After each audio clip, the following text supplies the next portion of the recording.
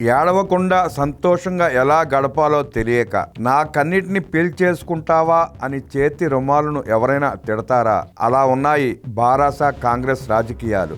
జగన్ చేసిన ఉత్తుత్తి Rayalaseema lift irrigation శంకుస్థాపన హడావుడిని ఎన్జీటీ ఆపకపోయినా రోడ్లలో గుంతలకు తట్టెడు మట్టిని వేయని ఆయన ఒక చిన్న పిల్ల కాలువ కూడా తవ్వి ఉండడు. ఆయన పరిపాలనలో రోజు హైకోర్టు నుండి సుప్రీంకోర్టు వరకు మొట్టికాయలు తినడంతోనే 5 ఏళ్లు సరిపోయింది. అలాంటిది ఆయన పనులను అడ్డుకుని మేము ప్రతాపం చూపాము అని హరీష్ రావు ప్రజెంటేషన్ ఇవ్వడం చూసి నవ్వుకొని రాజకీయ విశ్లేషకులు లేరు.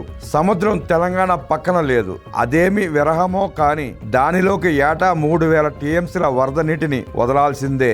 ఆ వరదలో కేవలం 7% అంటే 200 టీఎంసీల నీటిని ఆంధ్ర వాడుకున్నా మన తెలంగాణ ప్రజలంతా మాతో పాటు చంద్రబాబు మీద పడి ఏడవాలి అనే హేయమైన చౌకబారు రాజకీయం చేస్తున్నారు. పొరుగు రాష్ట్రాల మీద కర్ణాటక, మహారాష్ట్ర, తమిళనాడు, కేరళ రాజకీయ నాయకులు ఏడ్చి అలసిపోయారు. దశాబ్దం తర్వాత కూడా తమను ఆంధ్రాను చూసి ఏడవమంటే సాటి తెలుగు సోదరులుగా తెలంగాణ ప్రజలు అసహించుకుంటున్నారు. ఉమ్మడి రాష్ట్రంలో హైదరాబాద్ ను అభివృద్ధి చేసుకున్నాం, విభజనతో నష్టపోయాం అనే బాధను దిగమింగి 3 ముక్కలాట ఆడిన వాడికి ఉప్పు పాత్ర వేసి అటు వైజాగ్ నుండి ఇటు తిరుపతి వరకు 7 నుండి 8 భారీ పట్టణాలను అభివృద్ధి చేసుకోవడానికి ప్రణాళికలు వేసుకుని దేశమే ఆశ్చర్యపోయేలా ఏపీ పెట్టుబడులను ఆకర్షిస్తోంది. వాస్తవం గ్రహించి విడిపోయాక పట్టిసీమతో కృష్ణా డెల్టాను ఎలా సస్యశ్యామలం చేశారో, కరువును జయించి రాయలసీమను హార్టికల్చర్ లో దేశంలోని అగ్రస్థానంలో ఎలా నిలిచిందో చూడాలి.